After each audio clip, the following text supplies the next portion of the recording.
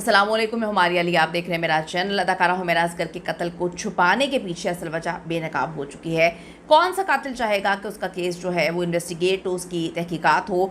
आखिरी हफ्ते में हुमैरा के फ्लैट में कौन गया, राज ऐसे खुले हैं कि ये समझने की हम सब कोशिश कर रहे हैं कि हुमैरा को इंसाफ दिलवाना चाहता कौन नहीं है, कौन है जो नहीं चाहता कि ये केस खुले, कौन जो है वो पैसे खिला खुलू के इस केस को जो है मन्नो मट्टी तरह दबा चुका। आज की वीडियो बड़ी इंपॉर्टेंट है, रिक्वेस्ट है चैनल को सब्सक्राइब करें, हमें इसकी ज़रूरत है। वीडियो को आखिर तक मुलाहिजा ज़रूर फरमाइएगा। अदाकारा हुमैरा असगर के कत्ल के बाद जी आप देखें कि रमज़ान और ईद भी गुजर गई, लेकिन कातिल को बहुत अच्छे से मालूम था कि इस बेचारी को ना किसी ने रमज़ान में याद करना है, ना इसको किसी ने ईद पर पूछना है।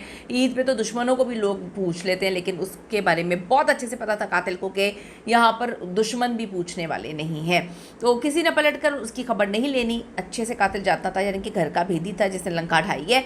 पाकिस्तान में जो रिश्तेदार दोस्त रमज़ान के आगाज़ के साथ ही जो है वो मुबारकबाद पेश करना शुरू कर देते हैं। अक्सर हमारे आपने देखा होगा कि मुसलमानों में, पाकिस्तान के मुसलमानों में आदत ये है कि वो माफ़ियों वाले मैसेज भी कर रहे होते हैं कि माफ़ कर दें, माफ़ कर दें। तो उस बेचारी को कोई भी मैसेज नहीं आया। हुमैरा की कमी किसी को महसूस ही नहीं हुई। कितनी अजीब सी बात है कि फैमिली, उसने इस काम के लिए फैमिली को छोड़ा, ना फैमिली रही अपनी।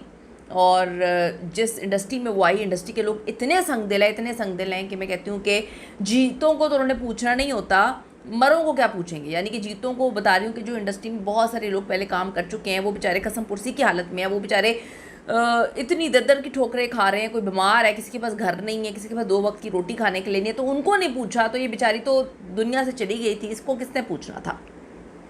कुछ ऐसा ही रिस्पांस फैमिली की तरफ से आ रहा है, लेकिन हुमैरा असगर की जो फाइनल फॉरेंसिक रिपोर्ट है साबित किया है कि आखिरी वक्त में उसके साथ कोई ना कोई तो था।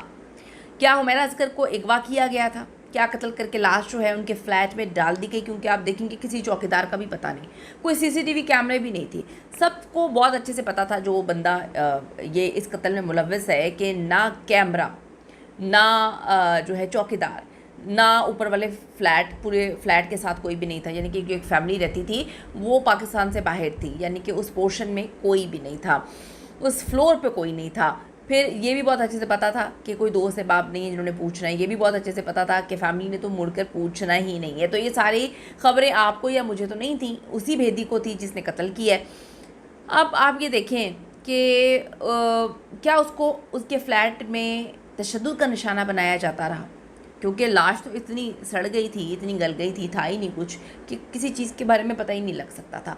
अदाकारा 8 जुलाई 2025 को अपने कराची के डिफेंस फेज़ 6 के फ्लैट में मुर्दा पाई गई थी। पोस्टमार्टम रिपोर्ट के मुताबिक लाश शदीद गलने सड़ने के मरहले में थी और ये ज़ाहिर होता है कि वो तकरीबन 8-10 माह पुरानी थी, यानी अक्टूबर 2024 के करीब वो बेचारी जो है कत्ल कर दी गई थी। यहाँ पे पुलिस ने आके मामला रफा दफा किया, बयान दिया कि जी ये तो 10 दिन पुरानी है, 2-3 दिन पुरानी है, ब्ला ब्ला। मतलब जो इतनी बुरी हालत में लाश थी, पुलिस को कोई तजर्बा नहीं है, उन्होंने मामले को ख़त्म करने के लिए एक फजूल सा बयान दे दिया था। मॉडल अदाकारा हुमैरा असगर याद है ना आप लोगों को? आपको हुमैरा असगर याद है? यहाँ पर हुमैरा, मैं कहती हूँ कि इंसान की हकीकत क्या है। आपके जो भी उनकी जायदाद के मामले थे, आपके अपने आपके नहीं हुए। फिर आप ये देखें कि इंडस्ट्री में वो काम कर रही थी, तमाशा में आखिरी बार उसने काम किया, एक फ़िल्म में लास्ट टाइम उसने जो डबिंग नहीं करने आई, जो इतने बड़े अदाकारों की थी, मायरा खान की इतनी बड़ी फिल्म थी, यानी कि एक लड़की इतनी बुरी हालत में मर जाती, उन्होंने स्टेटमेंट देना भी ज़रूरी नहीं समझा। मैं कहती हूँ इंडस्ट्री के लोग इतने सेल्फिश हैं, तो कौन आएगा इंडस्ट्री में काम करने? कौन सी अच्छी फैमिली के लोग आके इंडस्ट्री में काम करेंगे यार? इतने सेल्फिश। मैं कहती हूँ इतना बुरा दौर, ठीक है तुम इससे भूल जाओगे जैसे कि तुम कभी थे ही नहीं, ये तो थोड़े से बात की बात है ना। इतने भी इंसान को सेल्फिश नहीं होना चाहिए। वो बेचारा बंदा चीख रहा था, मेकअप आर्टिस्ट चिल्ला रहा था, बता रहा था, आवाज़ उठा रहा था। एक बंदा क्या कर सकता है? उसने हर तरह से तो कोशिश की। फिर आप देखें कि डीपी चेंज कर दी, गायब कर दी, उसके बाद उनको ब्लॉक कर दिया, इतना सब कुछ तो था, लेकिन पुलिस आज तक जिंदों को ढूंढ नहीं पाई। बेचारे गटर में गिर जाते हैं। आपको याद है वो मासूम से बच्चे का केस, वो उसी फ्लैट में था और उसको देखो किस तरह से मार दिया। तो यहाँ पर पुलिस ने जो है, जो कोई केस को परसू नहीं कर रहा, पुलिस ने क्या करना है? फाइलों में दब गया केस। हुमैरा असगर को किसी ने जो है इंसाफ दिलाने के लिए सोचा ही नहीं। ये तक मैं कहती हूँ डरना चाहिए जब वो गिरेबान पकड़ेगी हर उस इंसान का। अल्लाह के आगे कि जी मेरी लाश सड़ती रही, गलती रही, मैं बुरी हालत में मर गई और मुझे इंसाफ भी नहीं दिलवाया, मेरे कातिल को भी नहीं पकड़ा, मैं किस तरह से मरी किसी को कुछ भी नहीं पता। हुमैरा अस्कर की फ़ाइनल जो मेडिकल लीगल रिपोर्ट है, मेडिकल लीगल रिपोर्ट वो तैयार कर ली गई, जिसमें कहा गया हुमैरा के कपड़ों पर खून के धब्बे मिले हैं और ट्राउज़र पे भी हैं खून के धब्बे से नाकाफ़ी थे, तो वो जो डीएनए नहीं मिल सका। अदाकारा हुमैरा अस्कर की एक वीडियो भी वायरल हुई जिसमें वो अपनी पेंटिंग करते हुए बेचारी जो है बता रही है, मतलब वो कुछ खुलकर नहीं बताती थी, लेकिन उसने जो भी बताने की कोशिश की उसकी फैमिली टर्म्स अच्छे नहीं थे, बहुत सारे मामला अजीब थे।